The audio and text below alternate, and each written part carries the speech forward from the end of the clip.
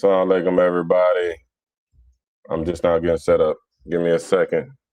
I see G-Town going live. I wonder what they talking about over yonder. Hold on, y'all. I'm getting set up. What was I doing? Okay, yeah. So I need a screen share. Okay.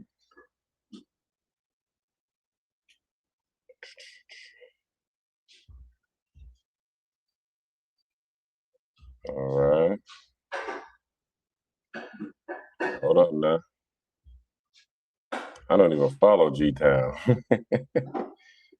Okay. So I'm gonna play. If y'all want to watch the screen share is gonna be long.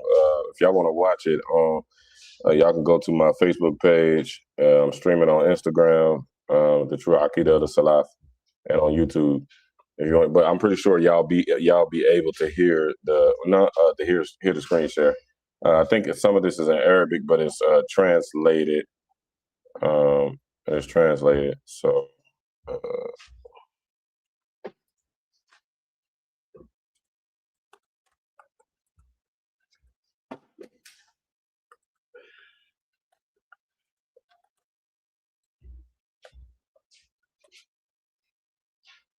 It's gonna be more of a discussion, y'all. So y'all chime in,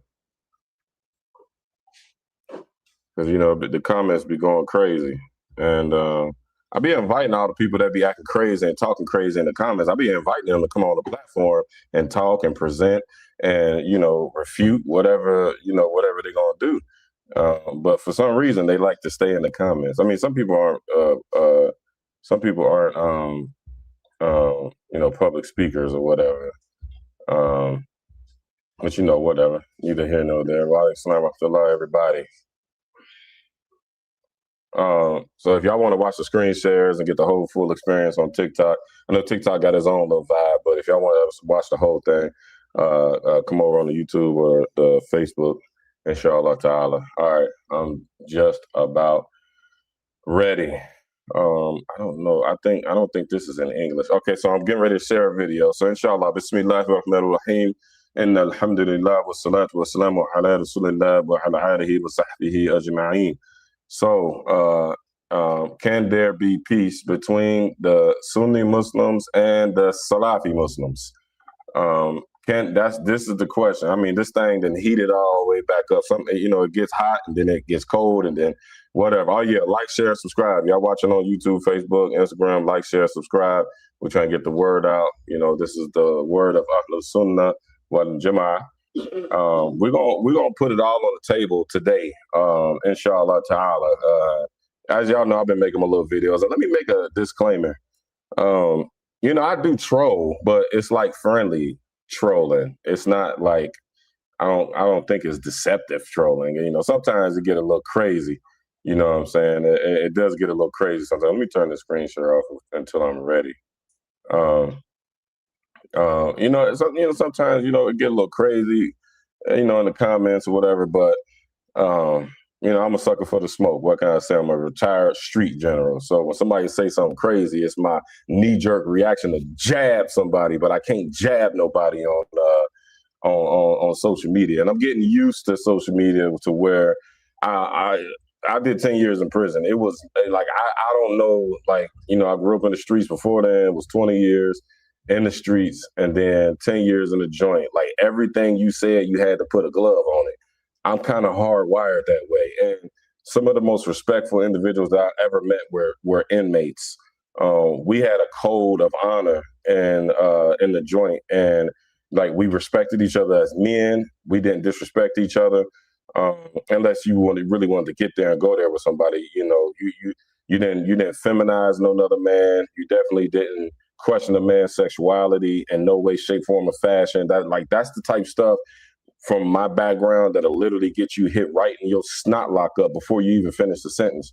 So I'm used to that. So if I'm a little, if I go a little hard in the comments, and it's always going to be a response to somebody that's being ignorant in that manner. Y'all got to forgive that and make dua for the brother. I'm used to talking with my hands. I ain't caught no. I've been home 10 years. I ain't caught no cases or none of that. I be in the masjid, I still mix with the people, but generally speaking, I don't know like where all these weird Salafi trolls be coming from that talk gangster on the internet. That's the weirdest thing in the world to me. Like talking gangster to somebody who you can't put no work in on, who you ain't gonna put no work in on, and who's a complete stranger to you. And you mad because this person says something that you don't like, whether it be about your religion or whatever, and it was not said directly to you, because all my videos are general. I'm speaking in general. It don't almost ever be about a particular individual unless we got to go there, and it'll be a very rare situation if we do. But like you a weirdo if you get mad and want to threaten a person who and we probably be halfway across the country, can't get to each other. Like you can't prove that you tough on the internet. Like you just sound stupid and you look stupid. You look fake gangster on the internet. Like if you say that, like one dude was like, yeah, he ain't even built like that. How do you know? Like you don't know me, dude. Like you didn't grow up in my city, let alone in my hood. You don't know nobody that I knew. You was never outside with me. You don't know people who know me. You don't know none of my ops, none of my victims. You don't know none of that. Like you literally just saying rapper stuff. You just regurgitating rap stuff on the internet just to sound slick. And then it'd be a whole bunch of people hearting them comments. Them be the people that be on the sideline watching the fights, holding their phone up. They don't be in the fight. They be I gotta get used to the fact that there's a bunch of people that just hold phones when there's work being put in. I'm the person I'm used to putting in the work, so it's hard for me to make that transition. And I'm older now, so y'all gotta forgive me. Y'all gotta make dua for the brother and make dua that I get a little bit more smoother around the edges. But this ain't nothing personal. This ain't never nothing personal to nobody. This is strictly deen, and I keep to the facts, and I bring my proofs, and I bring my evidences, what we're going to do today. So the conversation, there's been a lot of people that's been seeing all the online going back and forth with my group and their group, the Sunnis and the Salafis. And, a lot of stuff is being said, a lot of claims are being made, and I'm the type of person that like to put proof behind the claims. I put proof behind it. I don't just talk. And let me put this disclaimer out there for all the people that just make a claim like the Ash'aris are the Muqtadi'een. The Ash'aris are this, the Ash'aris are that, the Maturidis are this. Like you not making no videos. I got over 100-something videos breaking down proofs, laying stuff out, sharing the screen. That's why I even invested into this software where I can share the screen, because I used to just read straight out of the books, and people be like, "What book is that? What book is he reading? Is he quoting the book correctly? Is he reading the Arabic from the book? Do he even know Arabic?" Like all this skepticism, because they head getting busted as far as this hawk. Like you've been taught one thing, and then once you see me bring a book about the complete opposite, then and it's coming from a proof, they be kind of bewildered. But I gotta turn my phone off. Hold on. It's always gonna be with proofs and evidences when you talking to me. With that air, can that air go down anymore? Yeah, I'm hot. You ain't hot? I hope that thing ain't stop working again. It is. Maybe I'm just over here cooking. That's why it's hot. I'm over here cooking. All right. Anyway, so the topic of the conversation, and y'all go ahead, say whatever y'all need to say. Y'all know I'm gonna jump into the comments. This ain't gonna be no long drawn out dars like I normally do. I want to share my screen and put up this video from Sheikh bin Baz, and he is one of the top shuyukh, if not the top shuyukh, of the Salafi Minhaj. And we're going to play that video, and we're going to react to this video live, and then we're going to wrap this around to the topic at hand. Can there be peace?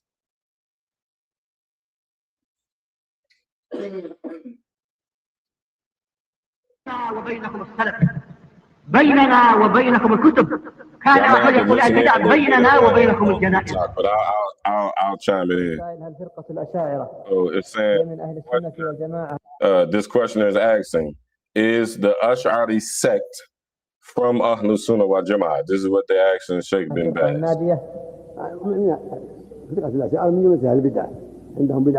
He responded and he answered, the Ash'aris are people of innovation.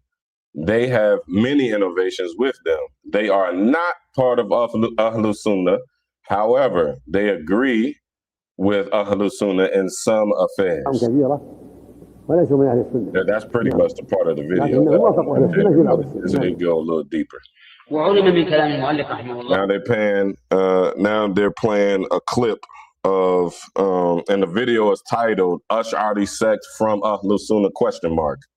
And it says verdict from the major scholars. And then they have Sheikh Muhammad ibn Salih al-Uthaymin, another top shotter in the Salafi Minhaj.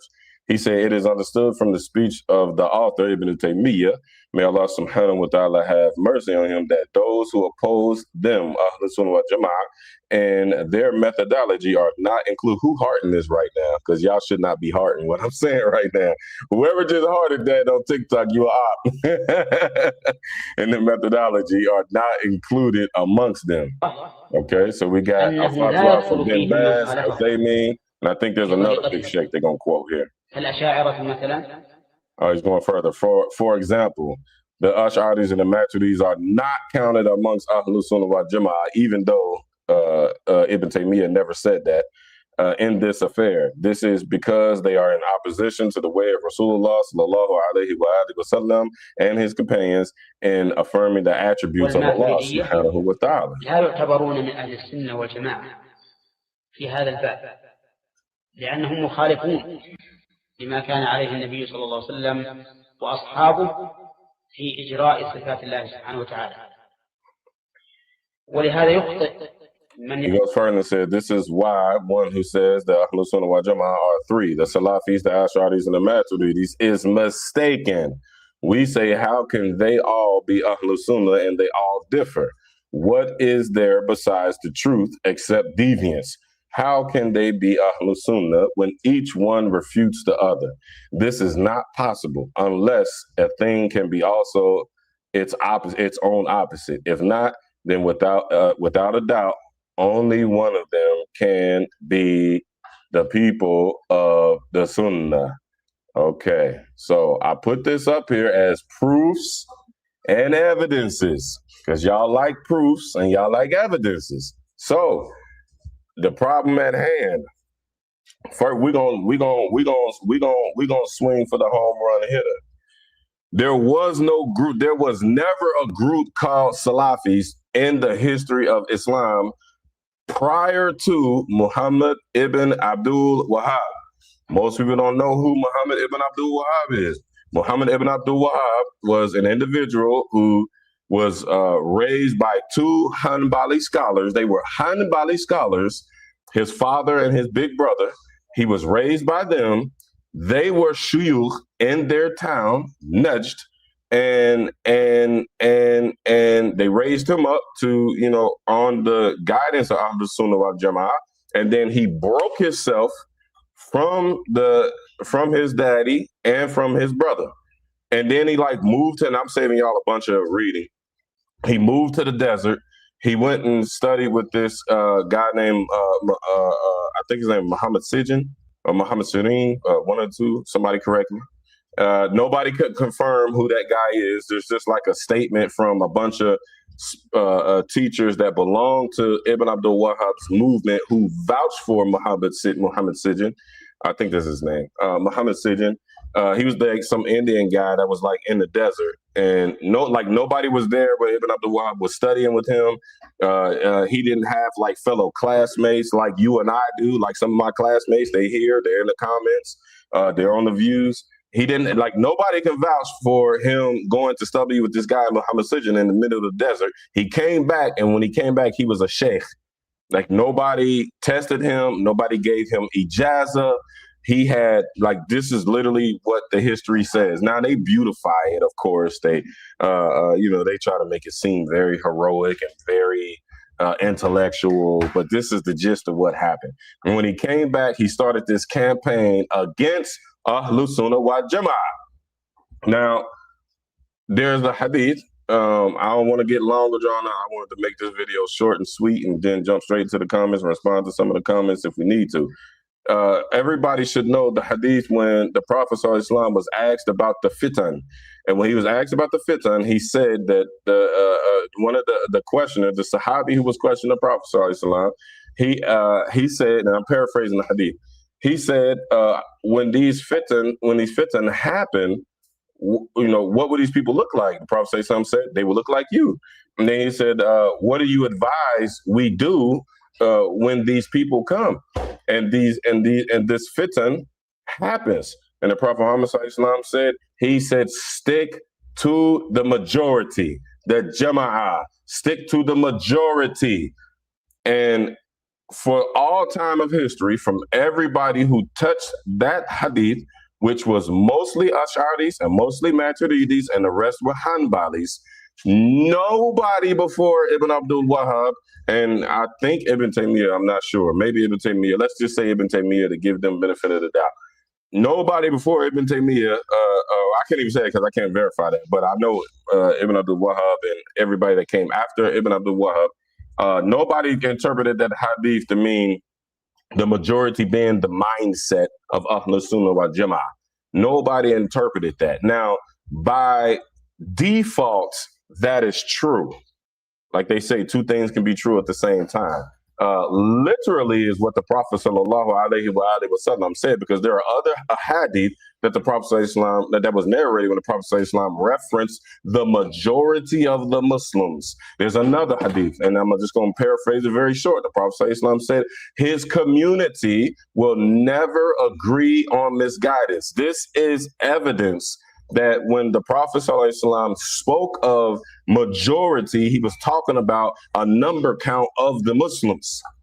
Then there are several other ahadith that our scholars from all time, from Ahlus Sunnah wal Jama'ah, had coupled with that hadith to prove that this is not just the mindset. Now, how is this correct technically? It's correct technically, and not in the context that the modern day Salafis put it in, is because the mindset of the majority is the Ash'aris and the Maturidiyya and the Hanbalis.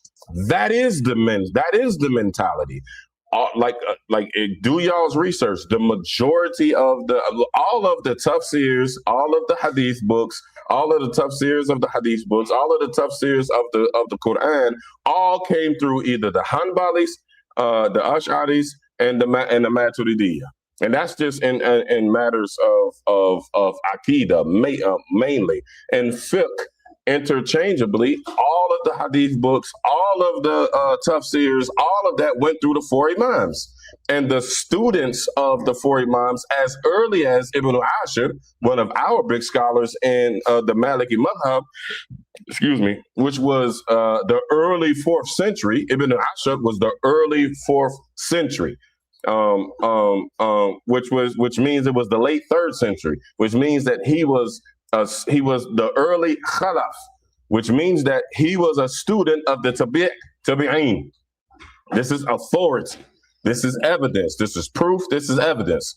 One Salafi brother told me, if you ain't talking to proofs, then shut up. Okay, I'm talking because I'm talking proofs. So I hope that brother is watching. A lot of people be tough in the comments. I hope he's watching. And if you're watching and he comment, I send you the link and you can come up and and I can shred you like chicken. But anyway, so the mentality of Ahlus Sunnah wal Jama'ah was formulated by the Ash'aris, by the Maturidis, and the Hanbalis.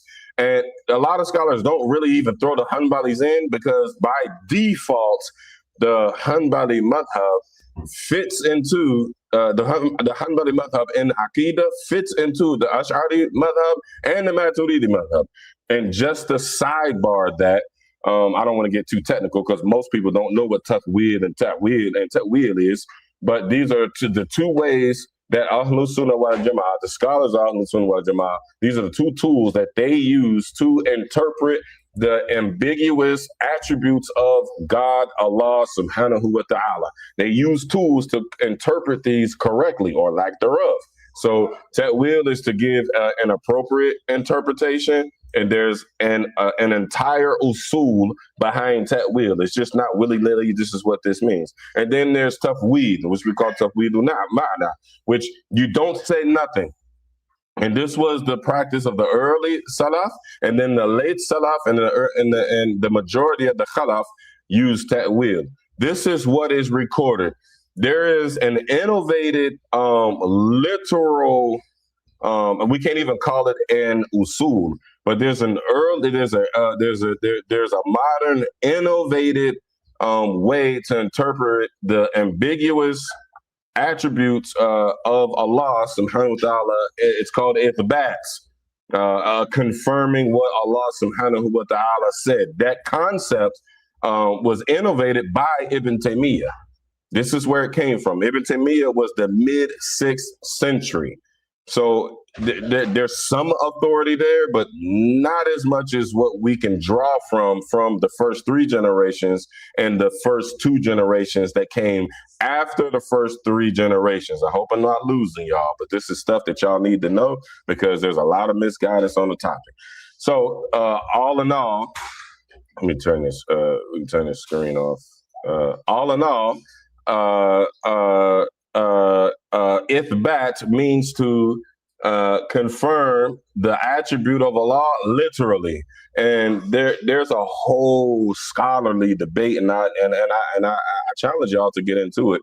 Not reading these pamphlets and seeing these statements like this, and then blind following the statement. There is no blind following in Aqidah. You must review these things yourself and then come to your own conclusion, like this is right, this is not right. So there is no blind following, and the Salafis are very guilty of blind following. Like most of them can't even quote the usuli points that was rooted in Ibn Taymiyyah's works before they start calling people a deviant. Like they jump in my comment sections all the time, call me a deviant. They make posts that they know that I'm gonna see and say the Ash'aris and the Maturidis are deviants because they don't confirm the attributes of Allah according to the concept, the usuli concept of ithbat that was innovated by Ibn Taymiyyah. There is little to no trace, and I've been studying this matter for 15 years. There is little to no trace of this usuli concept and principle that Ibn Taymiyyah innovated called ithbat, making Allah's attributes literal. There's little to no trace. The only trace that is mainstream, it wasn't mainstream, but it was only mainstream because the scholars of Ahlus Sunnah refuted it, was Abu Dawud al-Zahiri. And this is why he got the nickname al-Zahiri, because he took some of the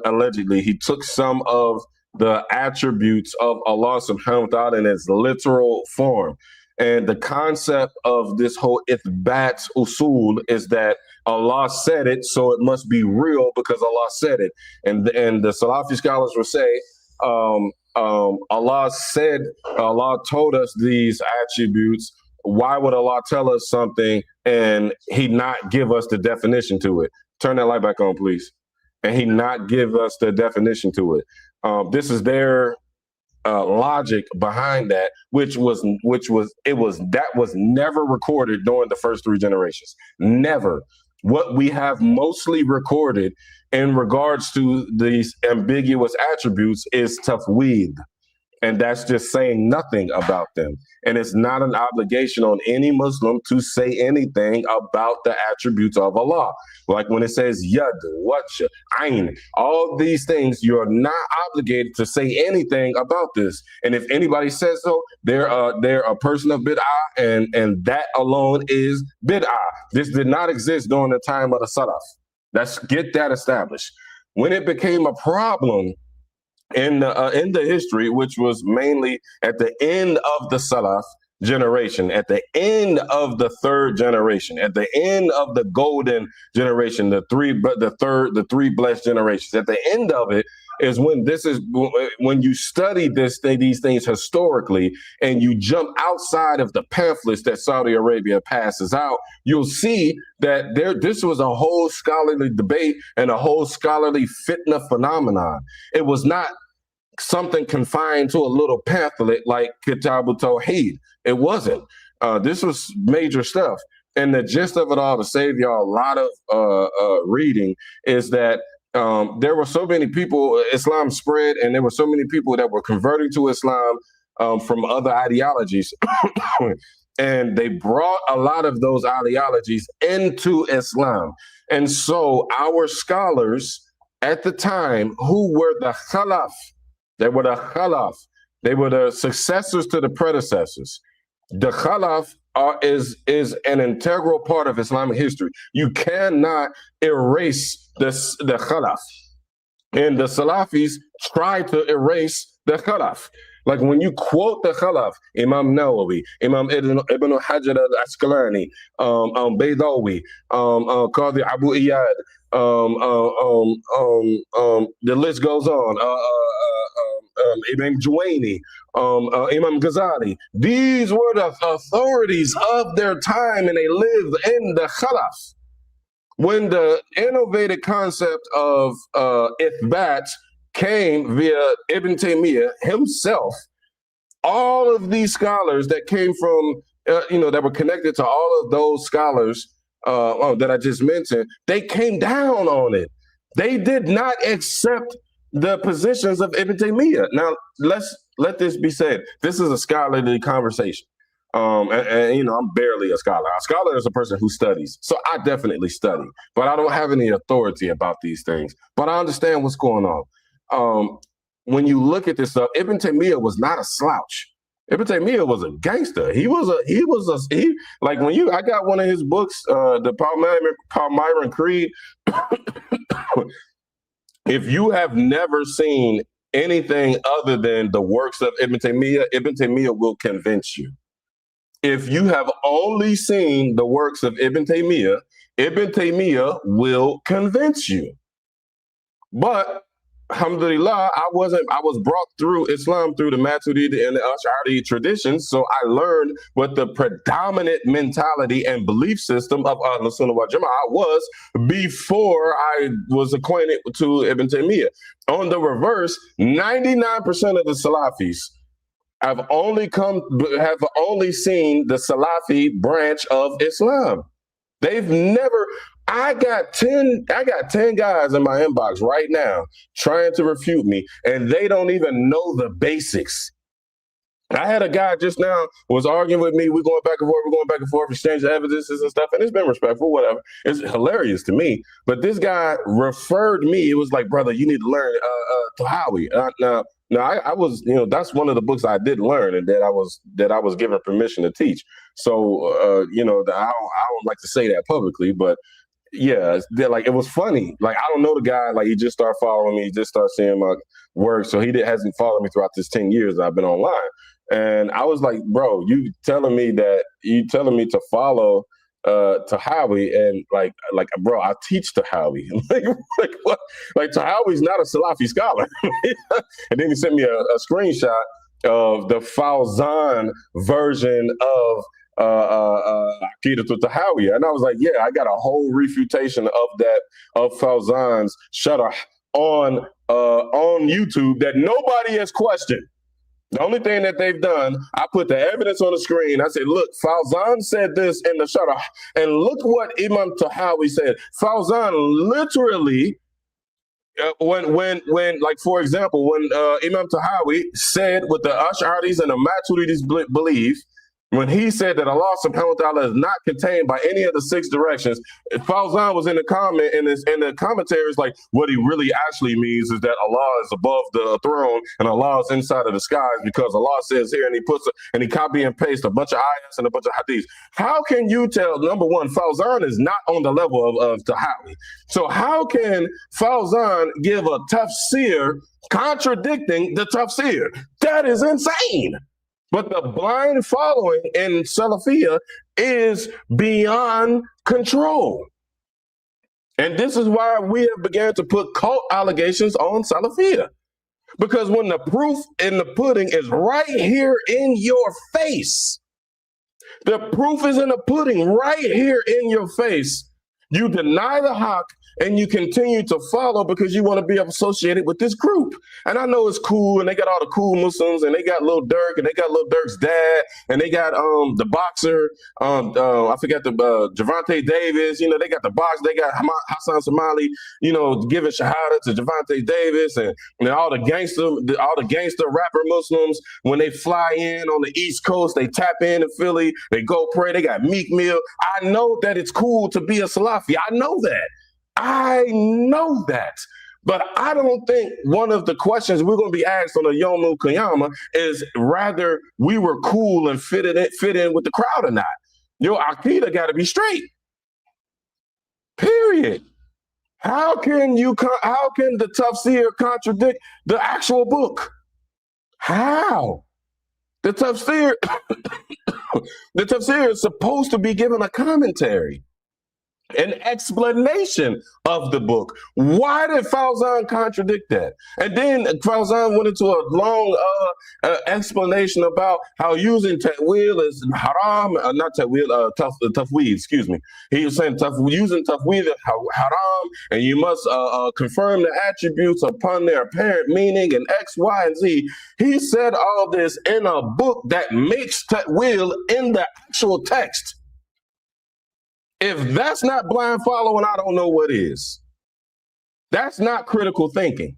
And I say this from the bottom of my heart, from the big brother, from we got to talk straight to each other. We ain't got time to sugarfoot and hold each other's hands. We don't got time for that, especially not in Philadelphia, because the Muslims are getting murdered at an exponential rate in Philadelphia, and it breaks my heart. It breaks my heart that there's so many Muslims still involved in the gang life and in the street culture. And my issue with that is that Salafiyah is hijacking these brothers' souls. Salafiyah is not the thing that's going to shut down the drugs, the crime, the gangs, the womanizing, the prostitution that's going on by Muslims in Philadelphia. Salafiyah has failed, just like Christianity failed with black people. Salafiyah has failed. And that's why I'm, quote unquote, quoting the Salafi hitters, the Philadelphia Salafi hitters is like, oh, you just obsessed. My obsession is that because I'm an ultimate intellectual, and I'm a student of sociology. And my theory, if you see on my Instagram, it says Islam is the solution for black people. Black people is my nation. This is where I come from. And just like somebody say they Saudi and somebody say they Pakistani, I'm black. I'm African American. That is my nation. I can't get away from that. That is my culture. I can't get away from that. And I have to bring Islam to my people, to my nation, to my culture, just like the Saudis are doing. The Saudis are allowed to do it, so I'm allowed to do it. The Saudis wear their clothing. I'm allowed to wear my clothing. What the Saudis wear is not what the Prophet Islam wore. So I don't want to hear this, oh, this is Asabiyah. I don't want to hear that. First, start with your Saudi fathers. Your Saudi fathers are dressing like Saudi tribesmen. They're not dressing like the Sunnah of the Prophet, alayhi salatu wassalam. But y'all don't know that because y'all not reading the Shemail. Y'all reading the Salafi pamphlets. And I say that because when people come, the first interaction that people have, mainly on the East Coast, and it's most of the time African Americans, have with Islam is Salafiyah. And as soon as Salafiyah, they give you all these books and all these links on refutation. Wallahi, the guy, like somebody made a video spoofing me. The guy who actually became famous, he went viral for spoofing me because of the way that I talk. I'm from Cincinnati. Cincinnati, we have a more kind of southern kind of way of speaking. We're right on the border of Kentucky and Tennessee. So we're closer to the south than we are the north, even though we're not as far south as Georgia and Alabama or whatnot. What I normally say is Cincinnati is the top of the south. It's the north of the south. We don't talk like northern people. So when I say Salafi, I know how to say the word. I can read Arabic. That's, I study Arabic. I'm just talking. Just like when people on the East Coast, they say talking. I don't say talking. I say talking with a W, talk. That's how I was born and raised. That's how we talk in Cincinnati. So when I say Salaf, I say Salaf. That's just how we talk. That's how we say it. Like my ex-wife was from up north. She was from Toledo, up by Detroit.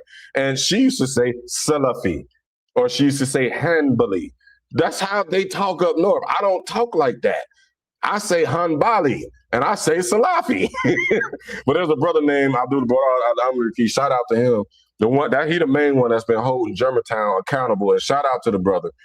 He actually refuted me one time. Me and him had a little debate, and it was cool. It was respectful, whatever. But he's been the one doing the most of the investigation on the problem with the fitna with Anwar Wright. And I'm sure y'all have seen his videos.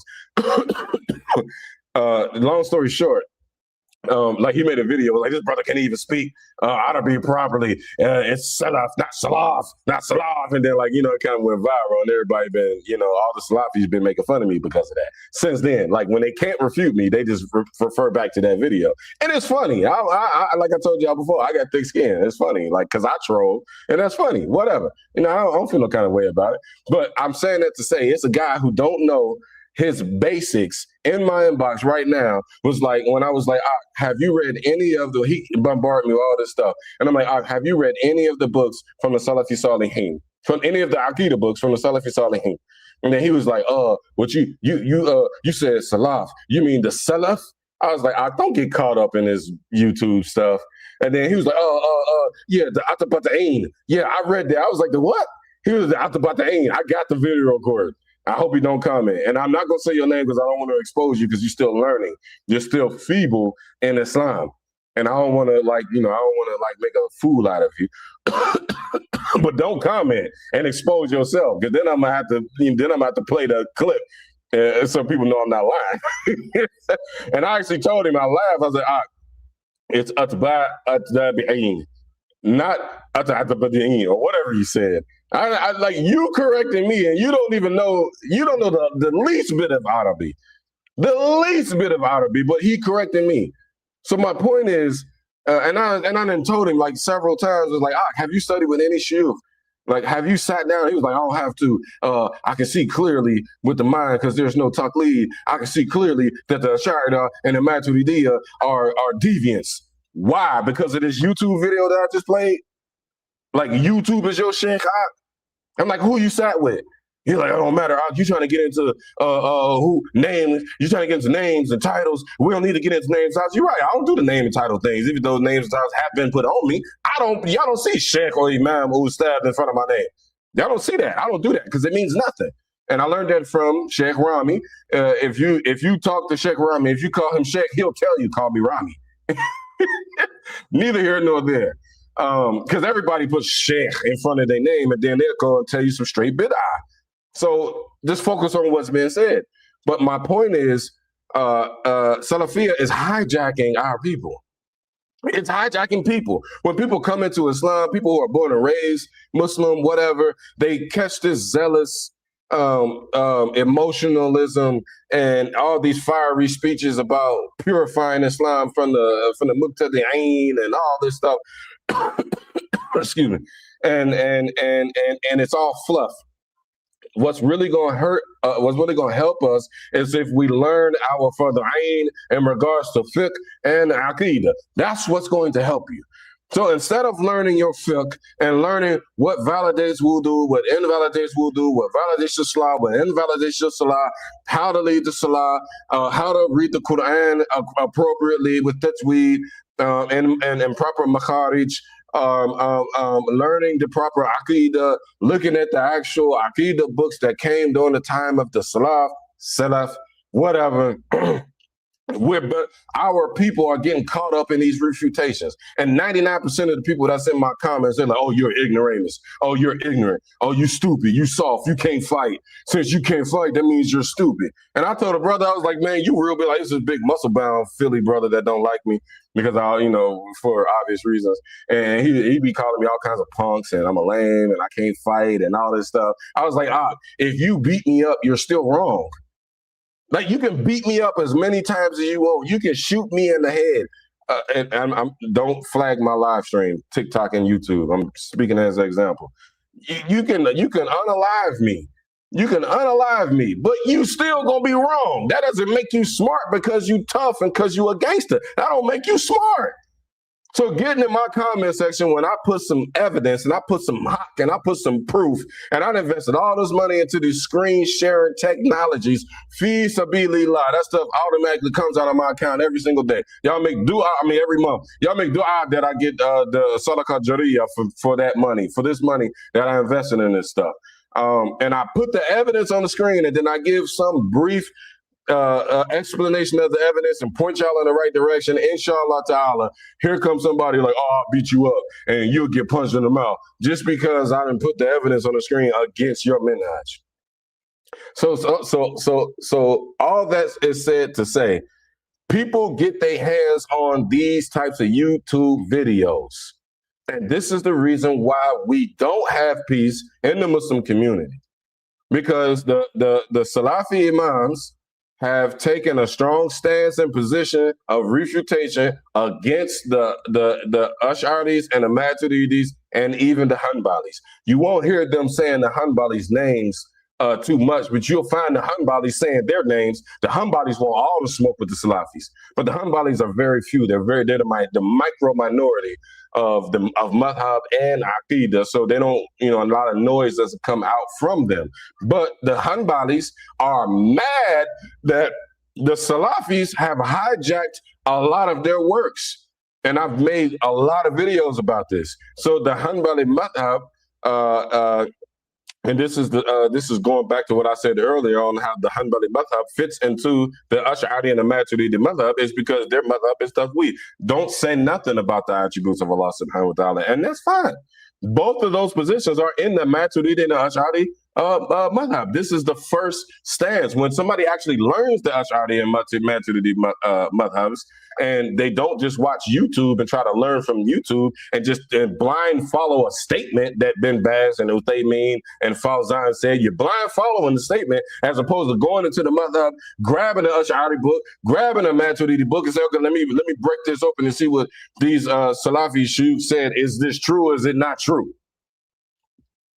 Y'all just blind following the stuff that y'all see on YouTube. And we got more people coming into Islam than we do scholars of Ahlus Sunnah wal Jama'ah and even Salafiyah. So when a video gets made, and this stuff is spread all over the internet, from somebody from somewhere remote where there isn't a strong Ahlus Sunnah wal Jama'ah presence, then these people get their hands on YouTube and they start believing what's on YouTube. And that is killing the scholarly tradition in Islam, to actually learn and actually study, to actually pick up the books and learn them and read them and sit with a scholar that can make sure that you're understanding the book correctly. The blind following is crazy. So there is no peace, number one, because now we're responding to like, there's so many videos on this, like I can share the screen and show y'all how many videos about the Ash'aris of the Salafis going against the Ash'ari and the Ash'ari and the Maturidiyya. We just started responding because honestly, we was like, oh, them dudes is crazy.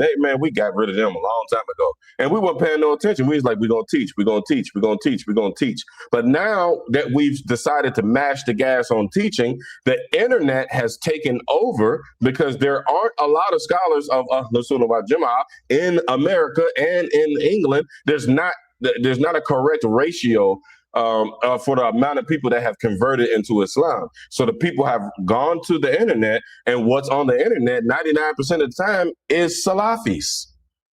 Ahlus Sunnah wal Jama'ah, they're sitting in the masajid chest to chest because that is the Sunnah way of learning. The internet and YouTube is cool, but a lot of the stuff that is on the internet, like the Salafis did get to the internet before Ahlus Sunnah wal Jama'ah. I will say that. I'll give them that. And I tell our scholars that they have outworked us in that fashion, but we were so focused on learning traditionally that we were not really paying the internet any attention because we own the masajid. We are the majority. So, wherever there's a significant Muslim population, 9 out of 10 of them is going to be Hanbali, Maturidi, or Ash'ari. Like there isn't even a significant Salafi presence anywhere in the world. There's pockets of them. You got Saudi Arabia, you got Philly, and then you got some of them in London. Everywhere else in the whole entire Muslim community, when you go to Africa, Indonesia, China, Europe, the majority of Europe, they all follow the four schools, and they all follow the four schools of fiqh and the three schools of Aqidah. The ones that the Hanbalis, the Maturidis, and the Ash'aris. That is the majority that the Prophet ﷺ spoke of in the hadiths that I paraphrased. That is the majority. And when the Prophet ﷺ said his community will not agree on misguidance, then how could, when he said the community, he used the general term community. He didn't say specific parts of the community. He said the community as a whole, meaning the majority. They will not agree on misguidance. So how can the majority be Hanbali in Aqidah, Maturidi in Aqidah, and Ash'ari in Aqidah? That would disprove that sound hadith. And y'all say follow the proof, and the proof is in the sound of hadith. So why are the Salafis mixing and twisting and flipping around these hadiths? Flipping and twisting the interpretation of these hadiths. Makes no sense.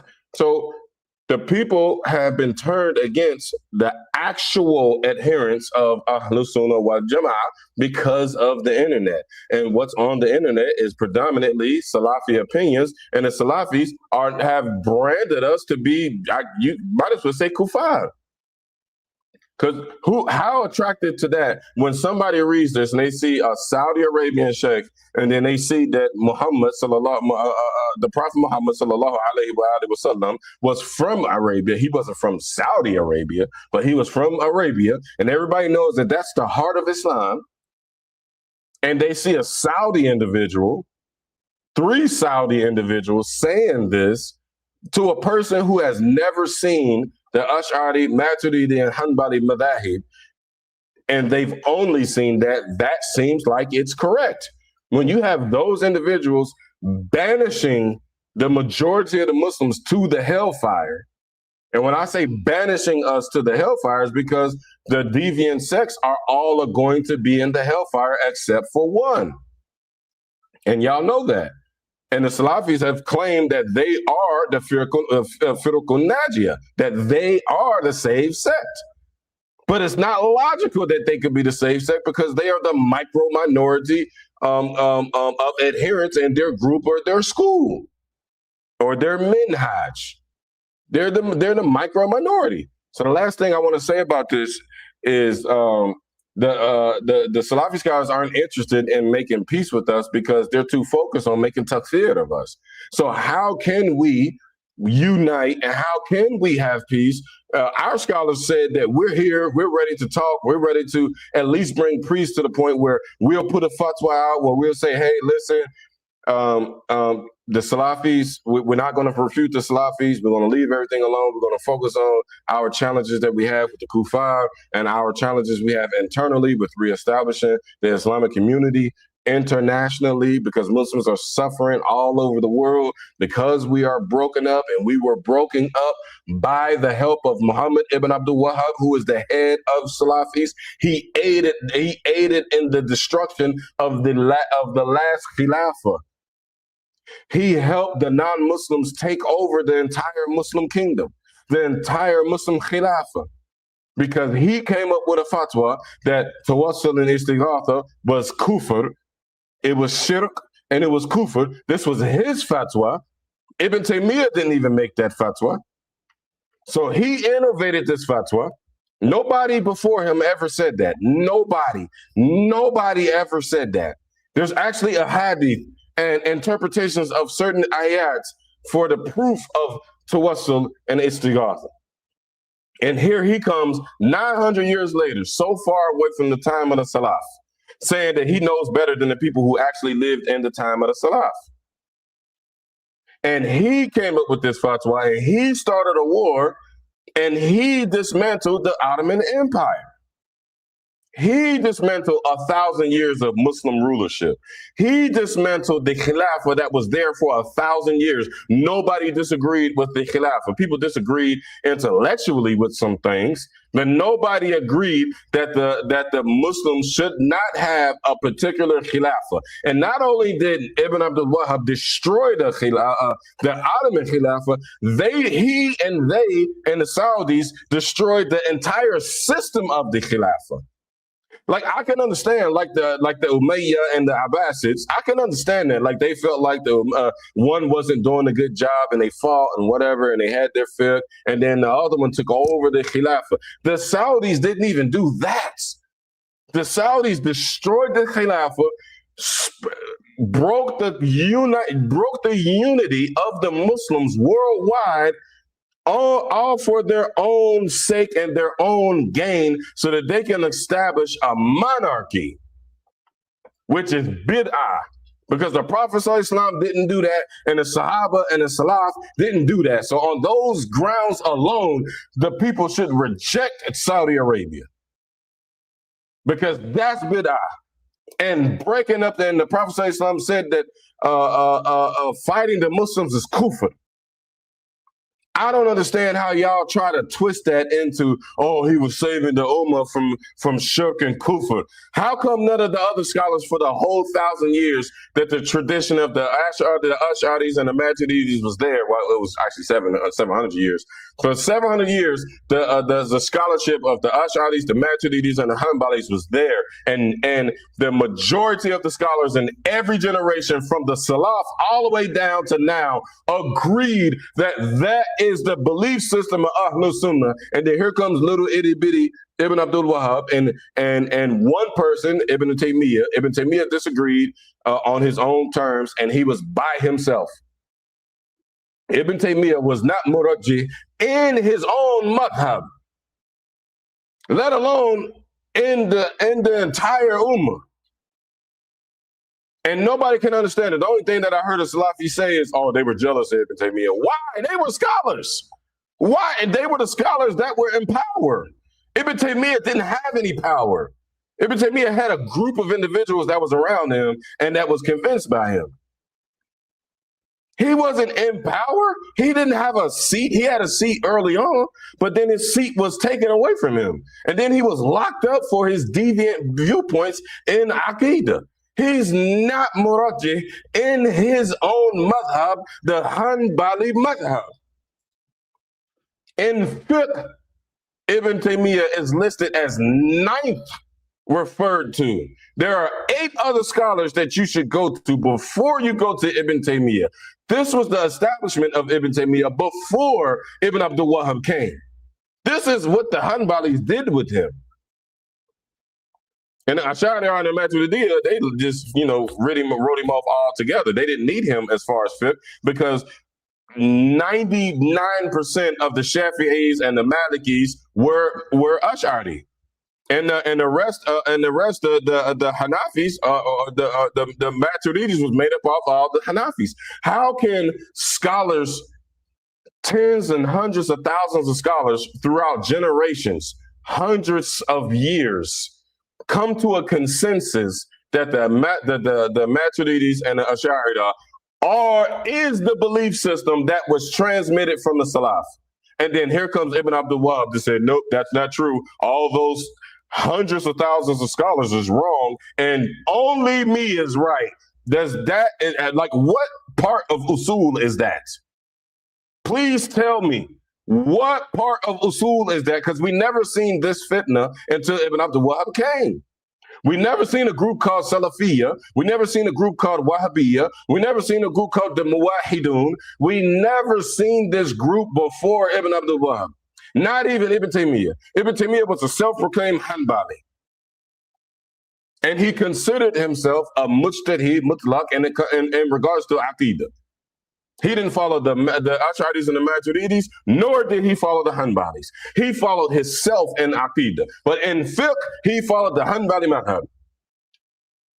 I have Ibn Taymiyyah's book called In Defense of the Four Madhabs, for the people who were going against the four madhabs.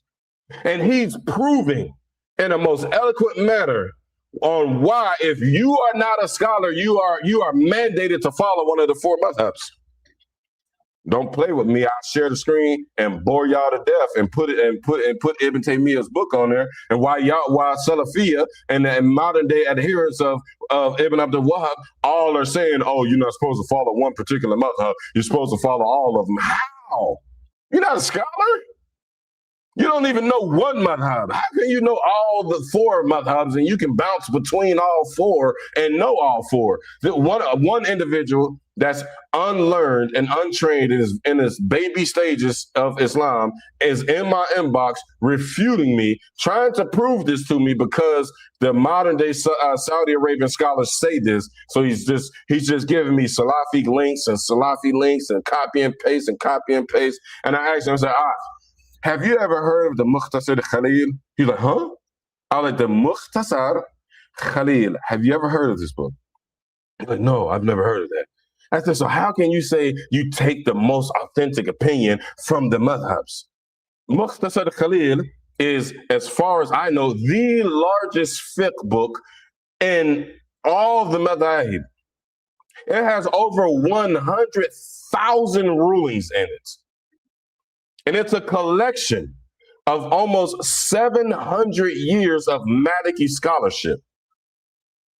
It's a work. The only thing that's comparable to it is Amdatul Sadiq from the Shafi'i book, and Amdatul Sadiq, like a portion of that is the Mukhtasar Khalil. Hundreds of years of Maliki scholarship condensed into an abridged volumes. You haven't even opened the first page of the book. You've never touched the book. You've never seen the cover of the book. And you say you know the book? If this isn't blind following and ignorance to its zenith, I don't know what is. And I'm sorry if I'm calling y'all names. But this stuff has to stop. The development of the people has been arrested by all these fake refutations about who's Ahlul Sunnah, who's not Ahlul Sunnah, and the Salafis are not teaching people their deen. I'm not talking about probably what Germantown is doing right now. Open up a book in the Quran and they're reading ayats to you, or they open up a tafsir and they read a tafsir to you, or open up a hadith book and they read the hadith book. That's not learning the deen. That's not learning the deen. Newsflash, y'all do not need Hassan Somali and Anwar Wright and Mustafa George. Y'all do not need them for that. Bilal Davis, y'all don't need them. Go and open up the book and read it to yourself. All these conferences, I sit back and watch the conferences. I'm like, okay, the Salafi's like, why don't you come to a conference? I watch the conference. I'm like, okay, let me learn something. They say you need to go to the benefit. You need to get some benefit. Okay, I sit down and I watch it. Wallahi ta'ala, I'm like, all they did is read the book aloud, which is fine. That is okay. But that is not learning the religion. That is the most basic form of learning that there is in Islamic scholarship. That is the most basic form of learning. This is just Nazm. That's all this is. That's all this is. All they're doing is reading and repeating, parroting what's inside of the books. That's not learning. And reciting the Arabi and beautiful and perfect makharij. The ayn on those individuals is the best ayn that you will ever find on the marketplace. The Salafis got an ayn that'll make you look at your Arabi like, man, I gotta practice. And they read it. That's one thing I will give to Salafiyah, is they serious about the Arabi. Even though most of them are learning conversational things and they're learning words, they're not learning fiqhi Arabi. They're not. So that's not learning the religion. Opening up the fiqh books, opening up the usul books. I don't see none of that stuff on Germantown's page. I look for it. There's a few other Salafi pages that are popular that people say follow, and they send me the links to. It's like they check out what the sheikh said right here, and it don't be nothing slick. Oh, hold up. My phone is going dead. I got to plug it up. I should have been plugged up. My phone and my computer. Hold up. No, my computer's fine. Let me plug my phone up, y'all. Hold up. Okay, so I said all that to say the Salafis have refuted us and have been refuting us for decades, and they've already put it out there that we are the group that's going to go to the hellfire So they're not going to sit with us because they have deemed that we are the people of the hellfire. Nobody wants to be the people of the hellfire. I don't blame you. I don't want to be the people of the hellfire. So when I heard this claim, I didn't blind follow it. I went and studied. I went and got with my shuyukh. I got with one sheikh, put this in front of him. Got with another sheikh, put it in front of him. I got with so many shuyukh and put these matters in front of them. I didn't blind follow bin Baz when he said it on YouTube. I didn't blind follow some of the refutation books that pamphlets that Salafiyah has produced. I didn't blind follow it. I got the work. Let me find out what the Ash'ari madhab is. Let me find out what the Maturidi madhab is. Would the Hanbali say this? Ibn Qudama said what about the Ash'aris? Let me see why Ibn Qudama said what he said about the Ash'aris. Y'all not studying? Y'all are blind following. And y'all forbade people from blind following. It's ridiculous. So there won't be peace. There is a spiritual war, and just newsflash to y'all: somebody has to win. I'm sorry, and I wish it wasn't like this. It's a battle for hearts and minds. But we've tried to sit down. They don't want to sit down, and they feel like it's embarrassing to sit down with us. And there has been many instances in the Salafi history when they sought to make peace, and the Saudi scholars found out about this, like the Salafi refutationists sent this evidence over to Saudi and got them refuted and got them kicked off the minhaj. And they get a refutation, they get warned against, like this, that, and even that's bid'ah. That never, the Sahaba never did that. The Sahaba definitely were warned against bid'ah and people of bid'ah, but they never did. They never had this system where everybody has to report back to Saudi Arabia. And like you see on this video, they got to call the shuyukh in Saudi Arabia, and the shuyukh in Saudi Arabia get to send the fatwa all the way across the world to say, yeah, Shadid Muhammad is no longer a Salafi. Who are you? Because he took a position that you don't like. Oh, the brother West African Dawah is no longer Salafi because he didn't want to take a position against Sheikh Mukbir. Now we get to take your Islam away from you. Now, if that's not shirk, I don't know what is. Y'all are referring to some men. Y'all are asking men to take people off the minhaj, and when a person is off the minhaj, he's pushed into the hellfire according to Salafiyah. He's automatically a Salafi.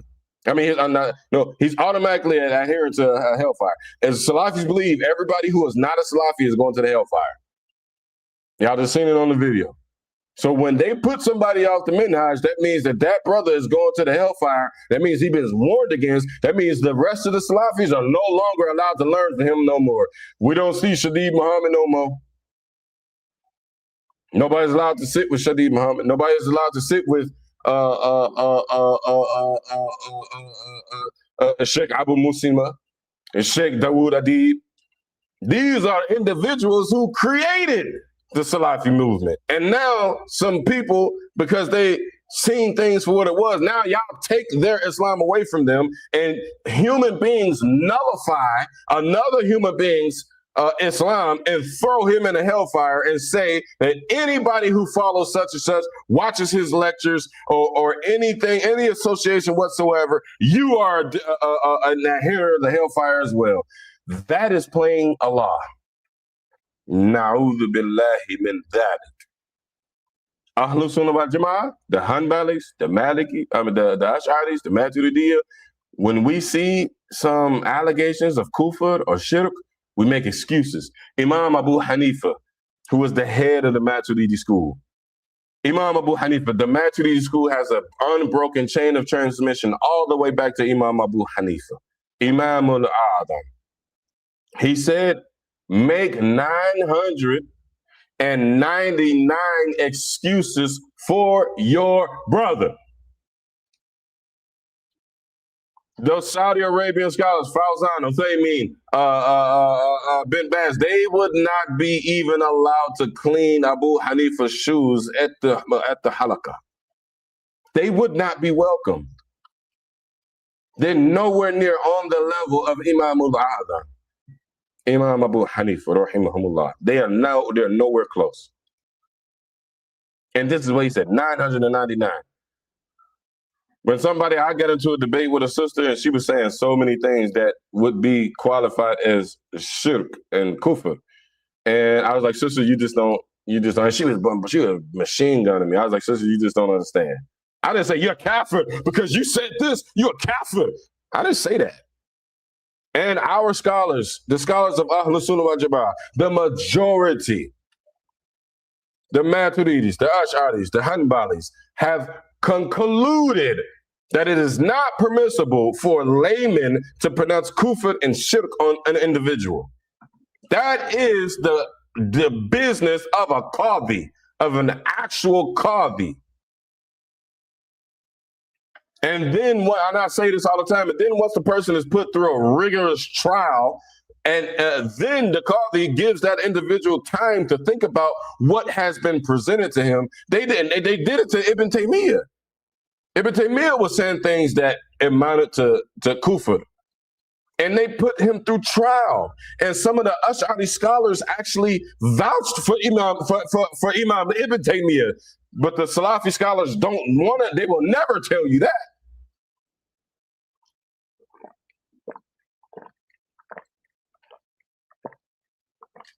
There were Ash'ari scholars that did not want to see Ibn Taymiyyah put to death for things that he said that amounted to kufr, according to the madhabs of the Ash'ari and the Maturidiyya, who are the majority.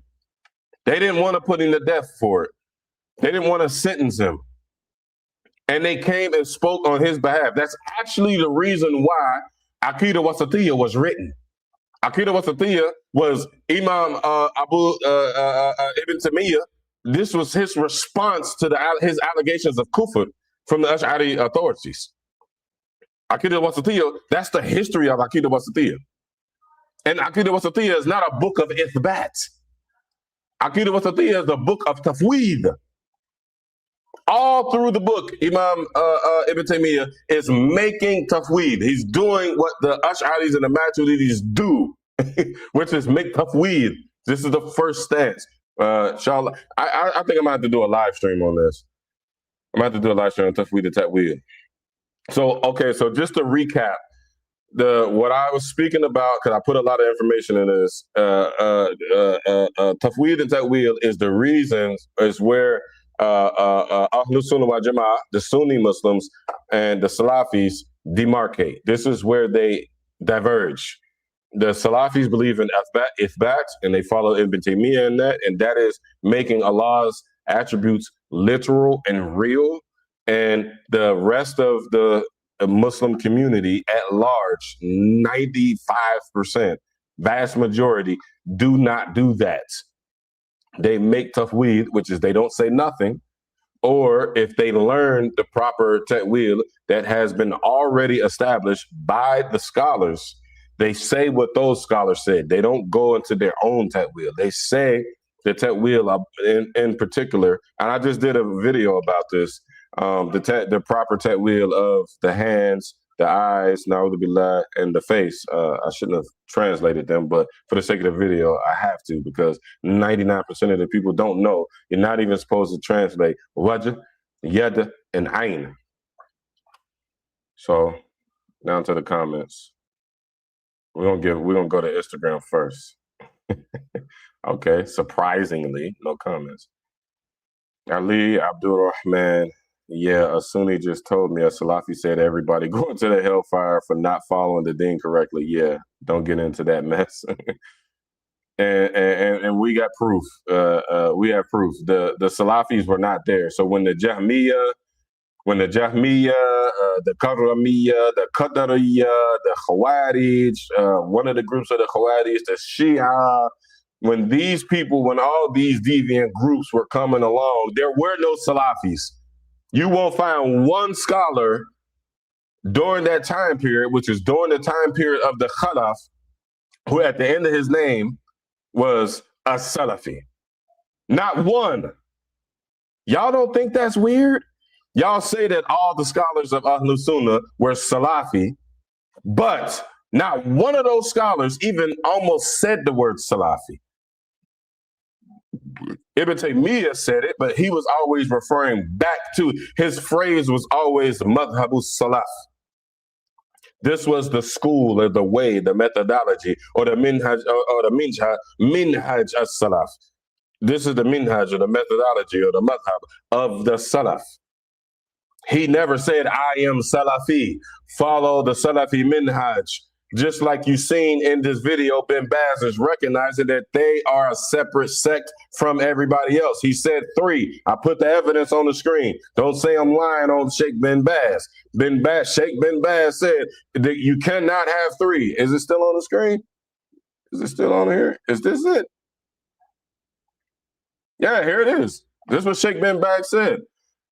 This is why the one who says that Ahlus Sunnah wal Jama'ah are 3. The Salafis, the Ash'aris, and the Maturidis is right here on the screen. So don't try to lie and say and make yourself look slick and say, oh, the brother lied on Sheikh bin Baz, and then clip this and then look, y'all, and then pass it to the brother Cheese Way, and because he's a comedian, let him make a video saying I lied on Sheikh bin Baz. It's right here on the screen. Sheikh bin Baz established Salafiyah as a separate group. That has never happened. Ibn Abdul Wahhab didn't even do that. Ibn Abdul Wahhab never said, hey, we are the Salafis. Ibn Abdul Wahhab never said that. And he was the father of the movement. Everything traces back to him. Ibn Taymiyyah never said it. This is bid'ah. It's innovation. You find the scholars, called the Ayyad, Ibn Asakir, Tajuddin of Suki,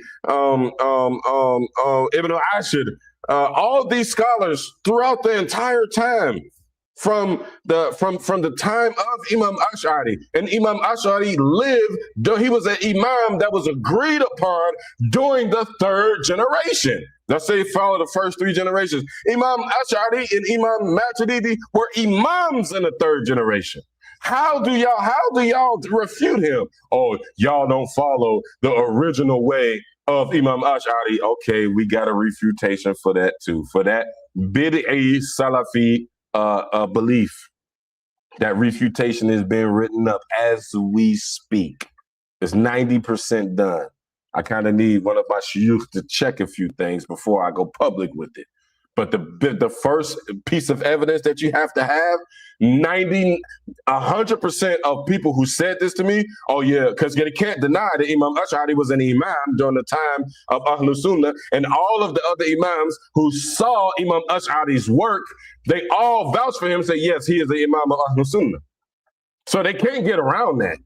The way that they try to wiggle their way out of that lie, out of that innovation, is that they say, oh, Imam Ash'ari was rightly guided, and he repented on his deathbed. Lie, got no evidence. Not one of Imam Ash'ari's students that was there and said he repented on his deathbed. But we do have mass reports. For example, we do have mass reports of people making tawassul at the grave of Ibn Taymiyyah, per the reports of Ibn Kathir. So we have reports about stuff that was going on with the imams. We have transmitters from the imams. We have Ibn Qayyim, who transmitted, who created Ibn Taymiyyah's madhab. If it wasn't for Ibn Qayyim, Ibn Taymiyyah would not have a madhab. So we have people who can vouch for what happened when the imam was there. The Mudawwana was written by Imam Malik's one of his top students. The Mudawwana was not written by Imam Malik. It was written by one of his top students. So it is the sunnah that the students create the madhab. The sheikh gives the teachings and the rulings and XYZ, and the scholarly students are the ones who recorded the madhab. This is the millah of the tulabul ilm. This is the sunnah of Islam on how we get the books. We know mostly about Imam Bukhari's positions because of Imam Muslim. So how come we don't have this same millah when it comes to when the Salafi say that Imam Ash'ari repented on his deathbed and returned to Salafiyah when the word and the concept and the sect of Salafiyah didn't even exist at his time period. And he was in the time period of the Salaf. But we have mass transmitters of him, Ibn Furak, Al-Bahili, so many, Ibn Bayhaqi, Nawawi, Qadi Abu Ayyad. These are people who are in the chain that related from one another back to Ash'ari. And none of them reported that. How did that miss all of the actual students and the people who are actually in the chain? How did they miss that? But the Salafis, but Bin Baz and Fawzan and Uthaymeen, who came 1,000 years, 900 years afterwards, and they were not even there, they caught it. But Ibn Furak didn't catch it. Al-Bahili didn't catch it. Are y'all kidding me? Is this the minhaj that y'all are so proud of? This the minhaj that y'all really willing to punch me in the face about? Some other time.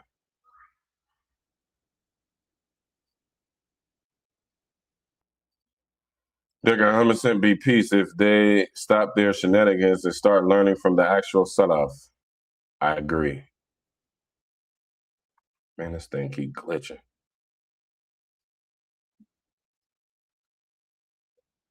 One up slime, what it do? Mustafa Sabir, Salam alaikum. Here, let me put this on the screen so I can see it. Assalamu alaikum. Just scrolling through, I saw your page. Hey. Wa alaikum salam wa rahmatullahi wa barakatuh. Mustafa Sabir.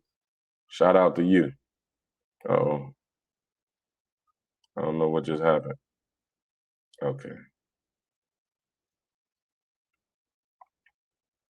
Yeah, this thing is glitching bad. Let me go to TikTok. Oh, I gotta take that off first. I thought so.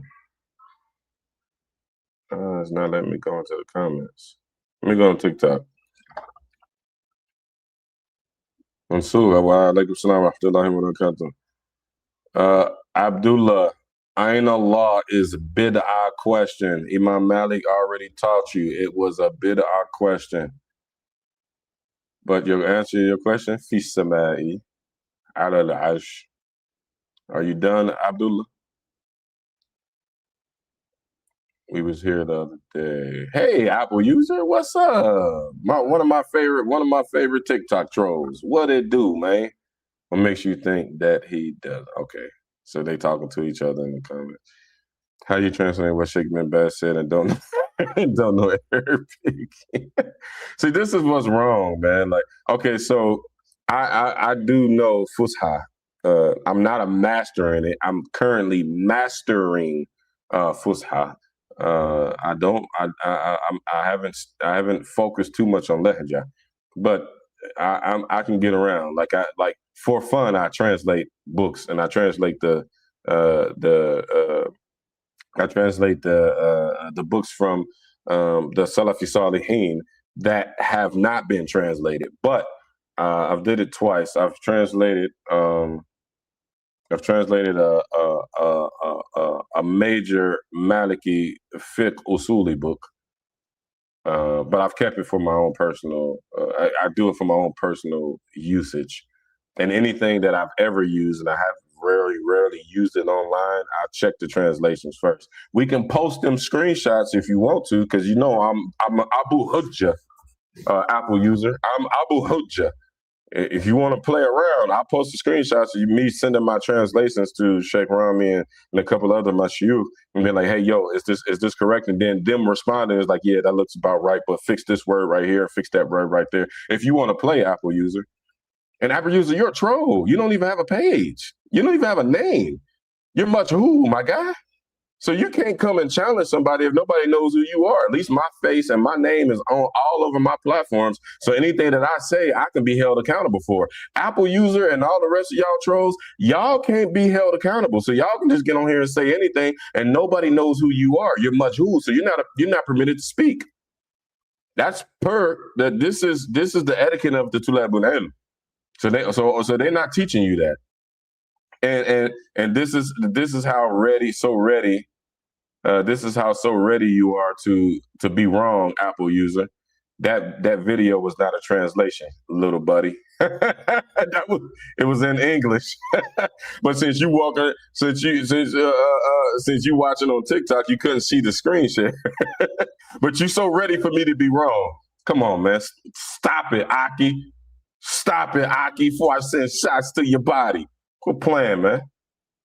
Y'all play too much. Sunni and Salafi are the same. No, they're not. Here we go again. Yep, we've been going.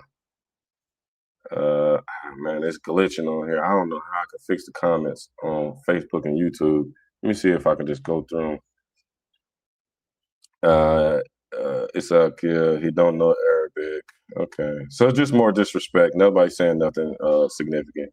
He can't even say Salafi right. He must have missed the part when I addressed that, and I was trolling my own self. Luke Man, Lucas Crowley. Hold up. I'm waiting for. I made the screen larger. You in Philly or DC? I ain't in neither. I've been to Philly a bunch of times. I've been through DC. I'm from Cincinnati, but I live in Tampa, Florida. Sales Markets got to stick together. Absolutely. Go to my page on YouTube, Luke Mine, and I have my social links on there. Or you can come to the True Aqeedah of the Salaf or Abdul Kabir Muhammad Al Maliki. I still got to start on a few. I started cooking with that on there the whole time. And send me a request. We definitely got to lock in. We definitely got to lock in and stick together. Can the Wahhabi tell us why Bin Baz says Fi Samai wa Fawqu Samai or Fi Samai, or is it above? Is it in the heavens or above the heavens? Apple user, why don't you answer that? Alhamdulillah. One up, Slime. Answer that, Apple user. Let me take that thing off of there. That should have been off of there. Oops. Man, this thing is glitching so bad.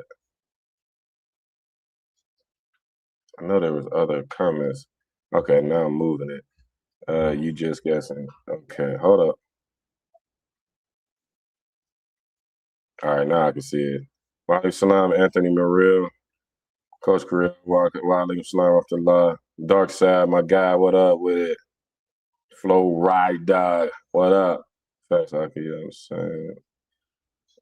Salih Abdul Mujib, what I had there.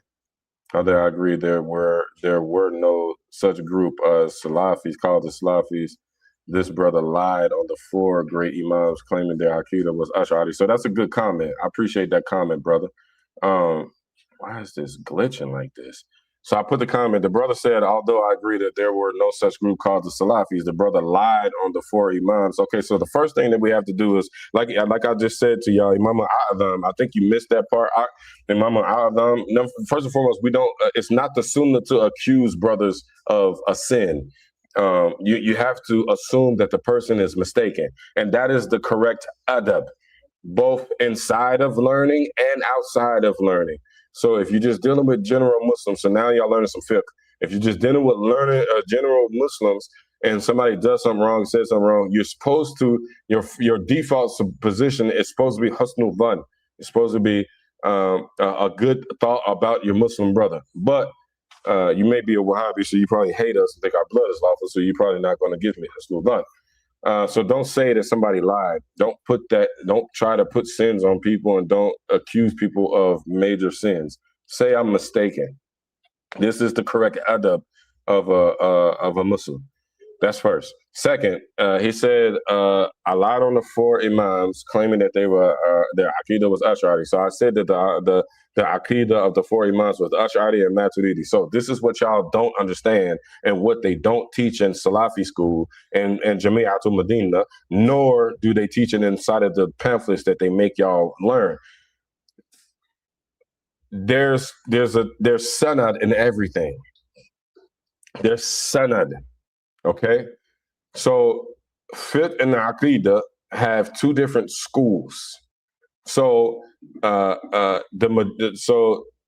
Ash'ari and Imam Maturidi they follow fiqh in schools.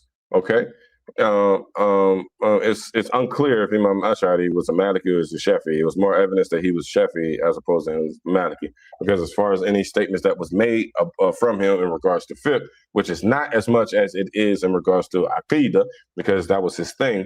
A lot of his statements kind of in regards to fiqh matched the Shafi'i madhab, and the majority of the people who transmitted his madhab were the Shafi'iyya. So it's not a lie. How did the Ash'ari madhab reach us? It reached us through the transmission of the four madhabs. And that was all based almost on the regions that these individuals lived in. So they belong to certain madhahib in regards to fiqh, and when they end the halukats, they were learning, and then of course aqidah comes up. So the madhahib were already there, and I hope you following the picture that's being painted. The madhahib were already there, so it was just like there's a statement from I forget the Sahabi or the Tabi'i. I forget his name, but he's on record saying, I asked Malik, I asked maybe I should pull it up. Let me see if I can pull it up, because I was looking at it yesterday.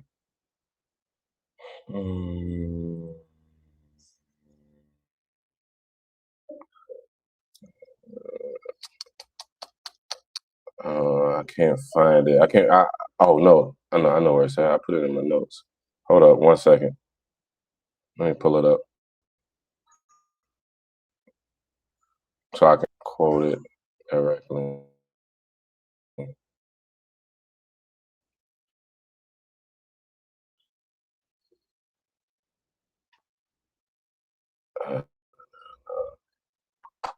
This will get okay. Yeah, here it is. It's from the famous Syrian scholar Al-Walid ibn Muslim. He was a famous Rawi. Y'all probably not familiar because he's out of that Salafi loop. He's on record, and this with a sound chain. The chain is through Imam Bayhaqi, and Ibn Khuzaymah is in this chain. Mataragisi is in this chain. Marwazi is in this chain. Like, these are big names. Ruhali is in this chain. A lot of big names. He's on record as saying, I asked all the great authorities of the generation just before and contemporary to Imam Shafi'i. And he said, I asked Malik ibn Anas, Sufyan al-Thawri, Al-Layth ibn Sa'd, and Al-Awza'i concerning the reports trended about the attributes of Allah subhanahu wa ta'ala, and they all said, let them pass as they have come without asking how. So this is and you know, I don't really want to get into like the actual sanad, but the sanad is there. I have it. If you're a scholar, I can send it to you. Inbox me, I'll send it to you, and you can do whatever you want to do with it. But we have reports like this where the authorities from the Salaf were asked, this stuff is inside of our books. And Imam Bayhaqi recorded this. This is recorded in several places. And Bayhaqi recorded it. That's notable. And what's his name? Ibn Qudama. Y'all know Ibn Qudama. Ibn Qudama reported this. So inside of the Madahib, then you will be acquainted with what was the haq in regards to the Aqidah and so forth. So these Madahib, mind you, he said this came through Shafi'i. So that association was already there. So So what I'm saying is the Malikis and the Shafi'is had their connection to the four imams, to those two imams, the Malik and Shafi'i, and through the next two generations in transmission, when these conversations came up, these things were reported and mass transmitted. This is inside of the madhab. So what has been told that is the Ash'ari and the Maturidi madhab is by transmission, sir. You don't know because you've never seen an Ash'ari book and you've never seen a Maturidi book and you've probably never seen a real, authentic Hanbali book. If you look at these books, you will find these statements in these books. They have chapters about these things. And then they have these statements with the authority of the Sanad going back to the Salaf. And we see what is reported here. And he said he asked some of the great authorities of the Salaf in regards to the Sifat, and they reported tafweed. They didn't report Ithbat, which is the Salafi Aqidah. He didn't say that. There's not one of those reports. Those reports, there's no reports in these books. And I haven't seen all of the books, but my scholars have. I've asked some of my shuyukh who are familiar with these books and read these books. I've asked them. They're not there. Saying, hey, the Salafis believe. I've asked Al-Awza'i, I've asked Ibn Shihab al-Zuhri, and they all said Ithbat. That statement does not exist. It does not exist. So when I say the Aqidah of the four Imams was the same Aqidah of Imam Ash'ari and Imam Maturidi, that's because, like I said before, you probably missed that part in the live, Imam Ash'ari is in the Sanad of the Salaf. Imam Maturidi is in the Sanad. He's in the train. They're in the chains of transmission back to the Salaf. Bin Baz, Fawzan, Uthaymin are not. Ibn Taymiyyah is not even in the chains of transmission in Aqidah. He did not transmit his beliefs. His beliefs came from him. He didn't transmit them. And honestly, just giving Ibn Taymiyyah benefit of the doubt, I just think it was a sorry attempt at him becoming a Mujtahid Mutlaq. Honestly, like when I'm looking at it, just to give him, because he was a great scholar. He was a great mind. He was a great thinking. He was a polymath. So that wasn't a lie. This is proof. This is evidence. The books that reached us, they were transmitted. If you go and actually look at an Ash'ari book or a Maturidi book, you'll see the chain of transmission for a lot of the statements and for the book itself. And that's how we prove. They trace back to the four Imams. And the four Imams are the link, in a lot of ways, are the link to the Salaf. They are the Salaf. So that's a misnomer that the Salafis don't understand. But I'm glad he made that statement, because that way we can learn. Wa alaikum salam wa rahmatullah. Staying glitching. He supported with a video of Sheikh Rabbani. I don't know what y'all talking about. I can send quotes from each imam refuting the Ash'ari Aqidah. Please do. They all believe that Ash'ari Aqidah was deviant groups. You're just making statements. Are you from Madkhali or manufacturing this stuff? They're talking to each other. They all believe that Ash'ari Aqidah. Yeah, just making statements.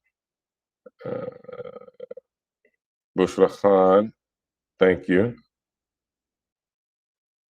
Is that the Bushra Khan? Are you the Bushra Khan that studied, the Egyptian sister that learned? That's a Taliba to the Ilm, Bushra Khan. I think that's you.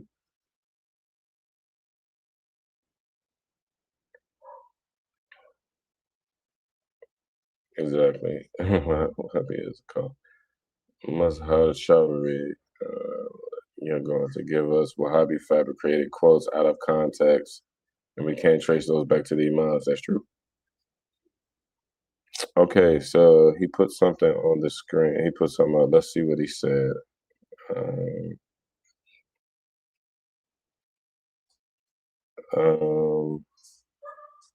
Amanda Hernandez, what's going on? Assalamu alaikum. Says Salafi. Never heard our scholars calling other Muslims deviants. Look,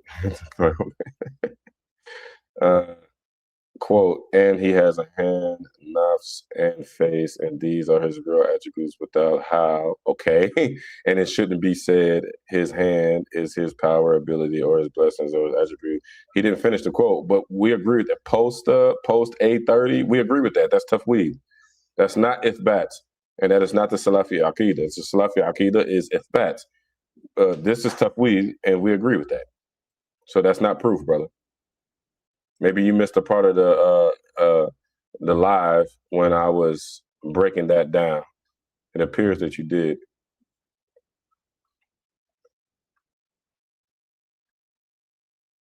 Okay, so this is what I'll be talking about. Whoever this is, Ishaq, he said, you talking crazy now, and your scholars are deviant. See, they just disrespectful.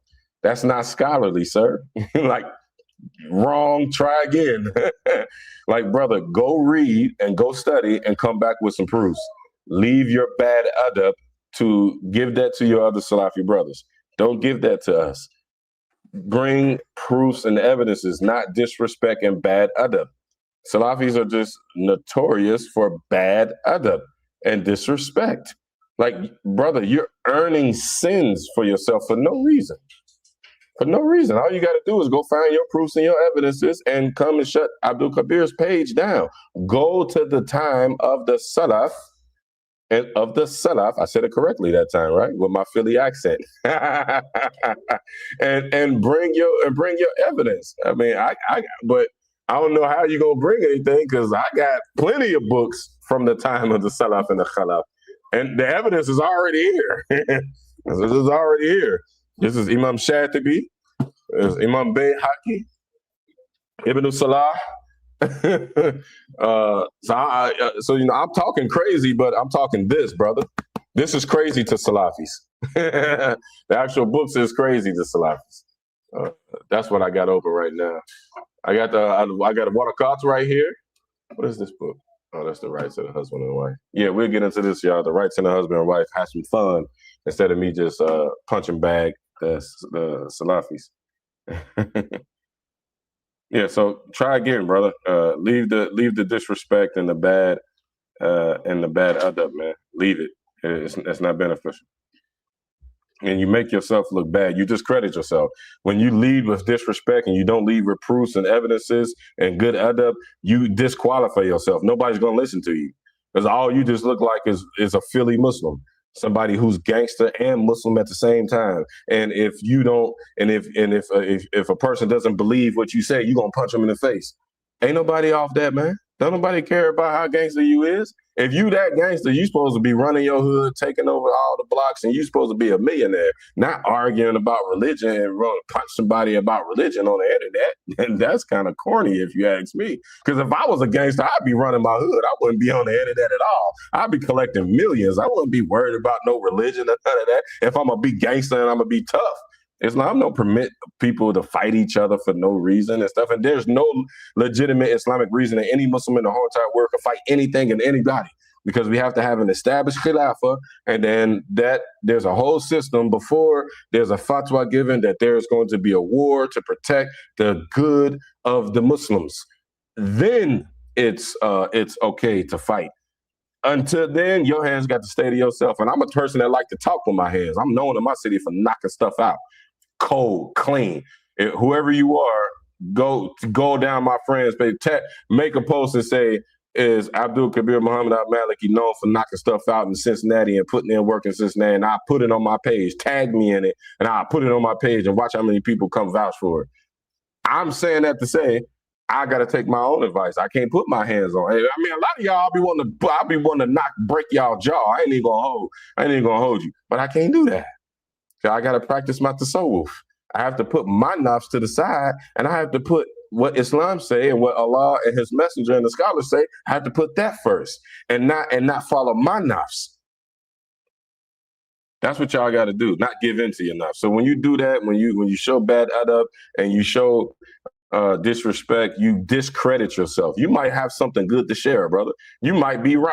I might be wrong, and you might have the answers, and you can refute me on everything that I said. But the moment you have bad adab and you disrespect another Muslim, now you have disqualified yourself, and nobody want to hear from you because you haven't even learned the basics. You can't even control your own nafs. How you can come and teach somebody and even refute somebody especially on this level of topic. So y'all actually make yourselves look silly. The call yourself Maliki and Hanbali is not legislative for someone to do so. I don't know what they talking about. Amanda Hernandez said, Salafi way of life takes the soul out of this deen. I'm so glad Allah subhanahu wa ta'ala is exposing everything and waking things up. Yeah, it does. And I alluded to that earlier. We got people playing cops and robbers and who on the minhaj or who ain't on the minhaj and all that stuff. And literally, these brothers are still selling dope. They still fornicating. They still robbing people. They still in the streets. This is what a hashtag Philly Muslim is. There's no such thing as a hashtag Jersey Muslim, hashtag New York Muslim, hashtag Cincinnati Muslim, hashtag Atlanta Muslim. There is no such thing. There's only a hashtag Philly Muslim. And Philly just happens to have a 90% plus percentage of Salafi Muslims. So so obviously whatever it is that y'all are doing or not doing is going to get blamed.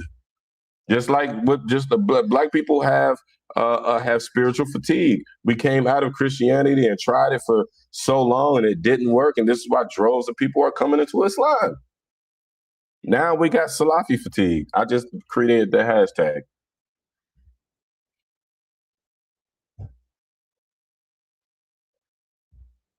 Abdul Wali Hassan, wa alaikum salam wa rahmatullahi wa barakatuh. You know what I'm talking about. What you want, little boy? Nothing. You don't want nothing. I'm hungry. That's right. You're not hungry. Uh-huh. Why are you hungry? You ate dinner. Because If you're not from Philly, Isa, that's my son's name. That's right here. You're not from Philly. You acting like you from Philly. You disrespected one of the scholars. So the scholars disrespected each other all the time. Not disrespect each other, but they refute each other. I didn't disrespect no scholar. Now you talking crazy. I said what he said and prove what he said was wrong. That's not talking crazy. Leave the gangster lingo, sir. Upgrade your vocabulary, man. Come on now. You're making black people look good, look bad. Gotta step out to Tasawwuf up. That's a fact, man. Can't be breaking jaws no more, man. All right, let me see.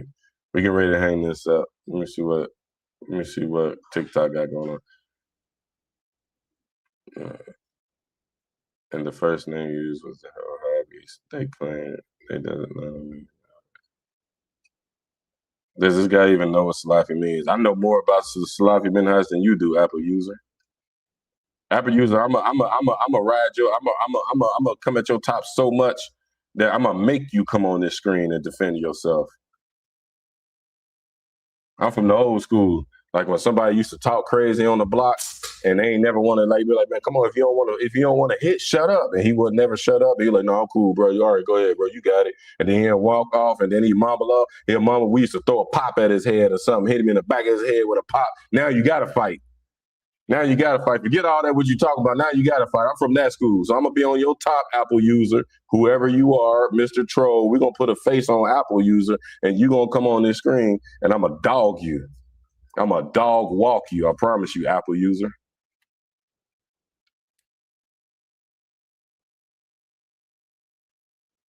Abu Mashhur holding it down in the comments. Yeah, right. They can never explain our kids with the wallet. Where's the truck? And B Benji, what's happening? Why? You can't drive, boy. Uh-huh. No, you cannot. All right, y'all. My time is up.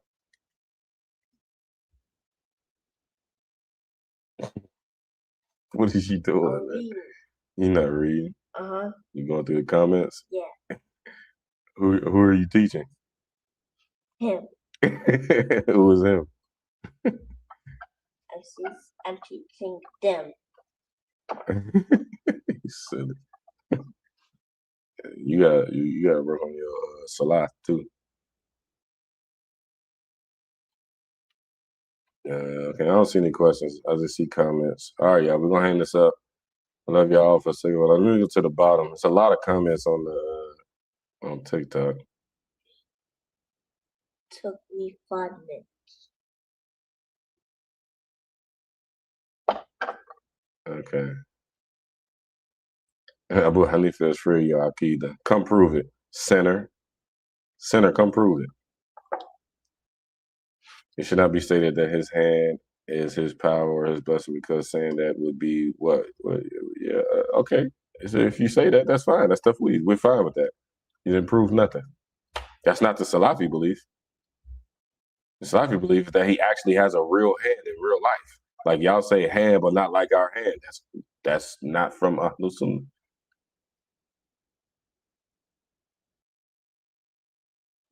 Yeah. Are you saying they are wrong? Siege 1. Yeah, they are, for the most part. In fifth, they were Hanbali, so we ain't talking about fifth. But as far as Aqidah, yeah, for the most part, they were wrong. And about the attributes of Allah, yes, they were wrong. Their belief system did not match Ahlus Sunnah wal Jama'ah. And I got a whole YouTube page dedicated to it. I got 50 some odd videos pulling the evidence, putting on the screen what Ahlus Sunnah wal Jama'ah said and what the Salafi Saudi Arabian scholars said. Go check it out. It's the True Aqidah of the Salaf. Go look up under the playlist, and the playlist says Refutation of the Salafi Minhaj. Stop shaking my desk, boy. I'll shake you. Get out my desk. Daddy, how to go live on YouTube? Like this. No, talk about on my phone. Jamil Abdul Hadi. Whatever you wrote on Arabic, I can't read it.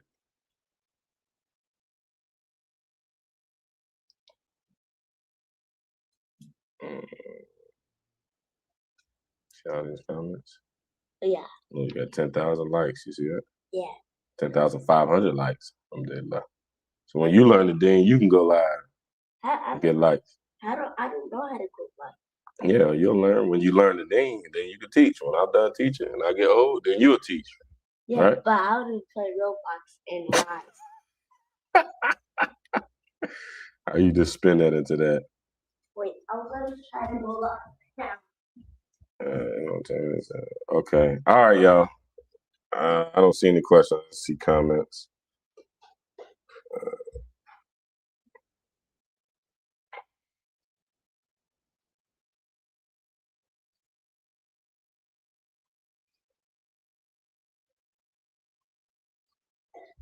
Japper user ain't nothing on your page. So how we know you know Arabic? And if you ever come to the lessons when I actually teach, when I'm not refuting, I come to the lessons that I actually teach. I actually read from the Arabic and then translate it. So what are you talking about, Apple user? But I ain't got nothing to prove to you. You're a nobody, and you have no platform. You're just a person who types in the comments. You're literally nobody. Nobody knows you, Apple user. You don't even have a name. Your name is Apple user. You're probably a bot. You're probably a bot. I'm probably talking to a bot. Didn't Imam Malik condemn the man who came to him in the masjid asking Ash'ari type questions? No. I think what you're speaking of when somebody asks Imam Malik how what was the manner of istiwa, and then Imam Malik did have that man removed. I made a whole video about how Ahlul Sunnah translated. I mean, about how they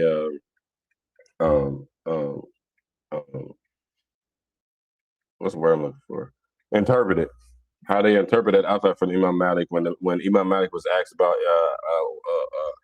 how did Allah subhanahu wa ta'ala do istiwa. Go on my page, the True Aqidah of the Salaf, go to the refutation, the playlist, the refutation of the Salafi Minhaj, and I got it all listed there. 50 plus videos with proofs. Like what made you say Ash'ari is upon the haq? I think I answered that. User 3253. I think I answered that. Do you have an argument to why nothing itself isn't possible? Why nothing itself isn't impossible? I don't even. Nah, I don't. I don't even know what you asked. Debating the Aqidah of Salafi and Shafi'i scholars. Oh, that's the AI summary. Kiki Bella. It's because they have been taught with emotions. Someone has been opposing a view, attack them. Drewski was spoofing Wahhabis. He wasn't spoofing us Sunnah. He was spoofing Philly Muslims, and it was funny. It was funny. People just want something to talk about. All right, I'm gone, y'all. I love y'all for the sake of Allah. Kuli kala hada wa astaghfirullah wa la ilaha illallah. I'll see y'all, inshallah ta'ala. I think I'm working this weekend, so I won't be back. That's why I went hard during the week. Y'all find my socials. Make sure y'all like, share, and subscribe. Y'all can find all my socials in the YouTube and the bio and all my bios. Y'all can find the socials. Go to the YouTube. You can find these playbacks, inshallah, up under the playlist. I have it labeled. We got some fiqh teachings there. I got a couple of Aqidah works, and we're actually working out of the Aqidah of Imam Bayhaqi. I just put it up, which is a Aqidah from the time of the Khalaf, which is a transmission of the Salaf. You saying you giving me PTSD? Subhanallah, you. I already know you. Just bring the Aqidah wars are back. All right, I love y'all for the sake of Allah. I gotta go. I gotta get up early. Assalamu alaikum, sister. I see you. I gotta go. Are you getting my messages? I don't know. I haven't checked any messages. I'll check all that stuff later or tomorrow, inshallah. Inshallah. All right, I love y'all all for the sake of Allah. Kuli kala hada wa astaghfirullah wa la ilaha illallah. Assalamu alaikum wa rahmatullahi wa barakatuh.